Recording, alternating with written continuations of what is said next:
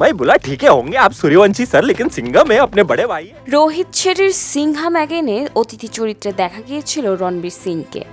গত বছর মুক্তি পাওয়া সে সিনেমার পর 2024 সালে আর কোনো নতুন ছবি তার মুক্তি পায়নি। তাই রণবীরের সব আশা এখন কেন্দ্র করে আছে তার নতুন স্পাই অ্যাকশন থ্রিলার ধুরন্ধর, যা মুক্তি পাওয়ার কথা 5 ডিসেম্বর। কিন্তু মুক্তি ঠিক এক সপ্তাহ আগে ছবিটি চরম আইনি জটিলতায় পড়ে গেছে। শহীদ মেজর মোহিত শর্মার মা বাবা দিল্লি হাইকোর্টে গিয়ে দাবি করেছেন এই সিনেমা বানাতে গিয়ে পরিবারের অনুমতি নেওয়া হয়নি।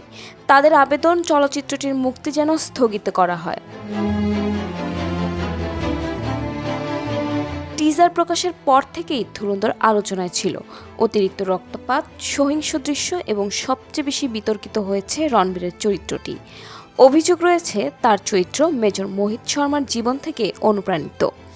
এমনকি 2000 সালের দিকে মেজর মোহিতের ছদ্ম পরিচয়ে পাকিস্তানে যাওয়া গোপন মিশনও নাকি সিনেমায় দেখানো হয়েছে, কিন্তু নির্মাতারা কখনোই এর দাবি মানেননি। মেজর শর্মার পরিবার আদালতে বলেছে ছবির গল্প তাদের সন্তানের জীবন ও কাজের সঙ্গে মিল থাকলেও নির্মাতারা অনুমতি নেননি।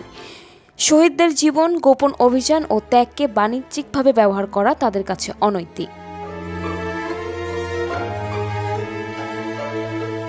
পরিচালক আদিত্য ধর অবশ্য দাবি করেছেন রণবীরের চরিত্রের সঙ্গে মেজর মোহিত শর্মার কোনো মিল নেই।